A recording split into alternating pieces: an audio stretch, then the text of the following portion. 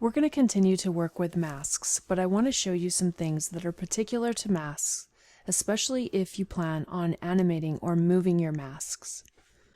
I've created a new blank composition and I've already imported a still image and a video file. The video file is going to serve as the graphic that I want to use, and I want to mask out the porthole and show the underlying video.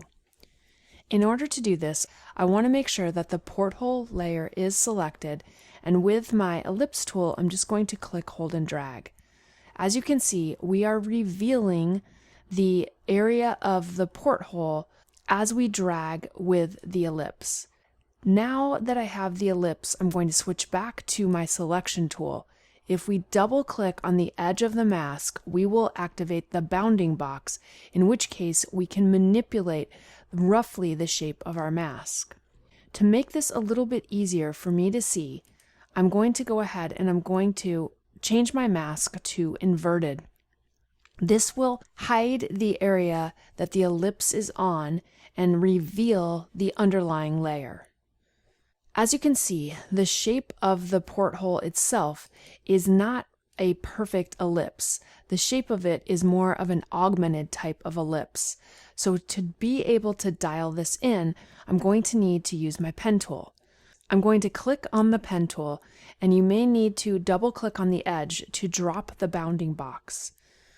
Now that you have the pen tool, if you place the pen tool in the middle of the mask, you're going to see that square with a dot in the center. If you option click, now you will be able to use your pen tool to click on the anchor points and manipulate the anchor points and the individual handles.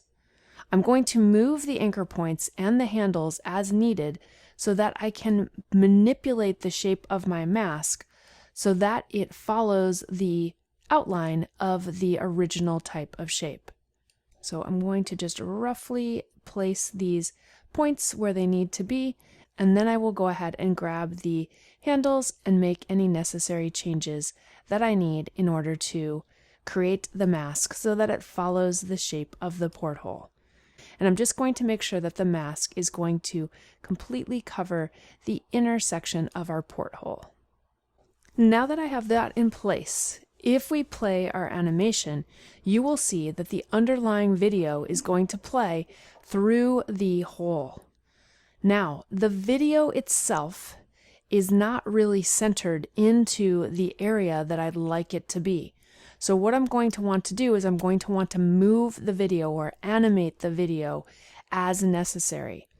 In order to do this, I'm going to move back to the beginning. I'll click on the octopus layer and click P. Now I'll have access to the position properties, and I can go ahead and begin to move the video so that it is in frame. The video is a little bit bigger than the porthole, so I have lots of space to work in. I'm going to turn on keyframing for position, and then I'll just go ahead and move ahead. And because the octopus is moving around, I might have to make some changes to keep the octopus in frame. So what we're doing is we're panning the video within the area of our porthole so that we can keep it in frame. If we go ahead and rewind, this will give you an idea of what this currently looks like.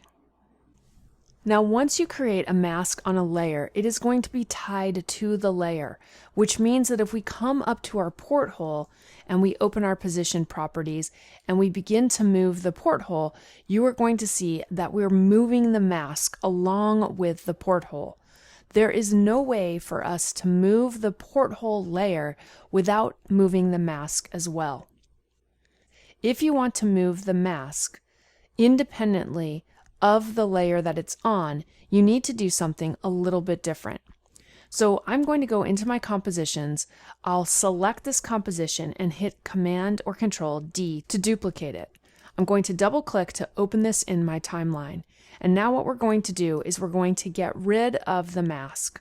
So I'm going to click on my porthole. I'll click M to activate masks, select the mask, and hit delete. Let's also remove the position keyframes that we set on the octopus layer. Now what I'm going to do is I'm going to grab the porthole image and drag it underneath the video file. I'm basically placing this behind the octopus video. I'm going to make sure that nothing is selected. I'll hide the octopus layer so that we can see the porthole underneath. And then I'm going to select my pen tool and I'm going to basically draw a shape that follows the shape of this mask. What we're doing is we're creating a shape layer essentially. So as I click, hold, and drag, you're going to see that I begin to create a white shape. If you're doing this sort of work and you're trying to use the underlying layer as some sort of guide, it can be a little difficult since as you click, hold, and drag, the layer is going to fill with whatever fill color has been specified. What I like to do is I like to open this layer, and let's just rename this layer Shape Mask while we're here. I'm going to click T to open opacity, and I'm just going to reduce the opacity down. This will allow me to see through to the underlying layer. As I go ahead and draw, I'll be able to have a better idea of what I want to use as a guide. If you've made any sort of changes and you want to continue drawing on your mask, you'll need to click on one of the last set points so that you can re-invoke the mask and continue to work on it. I'll go ahead and I'll just lay down a couple more points, and I'm dragging out the handles. And know that it doesn't have to be absolutely perfect. You may need to make some adjustments once you complete your mask. You will want to make a closed path, so look for that little circle in the lower right corner of the pen tool and make sure that your path becomes a closed path. If you need to make any adjustments, you can just continue to manipulate the mask as needed. In addition to manipulating the position of the points and the handles, you can always break the handles by using your Option or Alt key, and then you'll be able to manipulate the handles independently of each other. So I just want to make sure that my mask is not showing any of this black stroke that is around the edge. Okay, that looks pretty good. Now I'm going to turn my opacity back up to 100%. We'll also turn the video layer back on. Now what we want to do is we want to use this shape as a mask for the video layer. In order to do that, I'm going to make sure that I can see the mode area of the timeline. So currently I'm looking at my switches. I'll click Toggle Switches and Modes to bring up modes. And on the octopus layer, I'm going to change my track matte to the shape mask. This will ensure that the layer above the shape mask layer is going to act as a window for the video layer itself. What's happening is After Effects is using the shape mask layer as the mask. It basically looks the same, but the difference is going to be that if we make a change to the octopus position, so if I open up position and I change the position, you can see that this is moving independently of the mask. I also now have the ability, if I need to reposition the porthole, and it will not affect the mask layer. I'm going to come to the octopus layer, and let's actually open up scaling as well.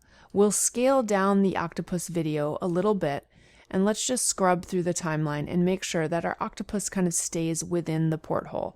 So you can see right here, he starts to kind of wander out of frame. So I'm just going to set a couple keyframes.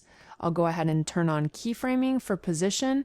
I'm going to move a little bit over to the right, and then we will adjust the position of the video slightly so that the octopus is going to stay in frame. And then I'll just scrub the duration of my timeline to make sure that everything is staying where I want it to be and residing within the mask frame that we've established. The final thing that I want to do now is I'm going to make the video file look a little bit better. I'm going to do this by adding an effect to the video file. I'll click in my timeline and just click U to collapse all of the properties on the various layers. I'm going to open up my Effect and Preset panel, and I'm going to search for Auto Levels. Then I'll take the auto levels and I'm just going to drag this to the octopus layer. When I do this, you can see that the octopus layer already looks better. The auto levels is automatically going to apply settings to improve the quality of this particular layer. We can further adjust the various settings if you want to continue to dial them in. So for my video, I want to make it a little bit brighter, so I'm just going to increase the white clip slightly. And as you can see, by creating a track shape mask, we have a little bit more flexibility in being able to move the various layers independently of each other. When you create a mask on a particular layer, it becomes linked to that layer. So if you want to be able to move the mask independently of the layer, you're going to be restricted if you just do a straight mask. But if you use the track matte technique that I've just shown you, you will have more flexibility. Sometimes you might not need it, but I did want to show it to you because in certain cases it will become useful.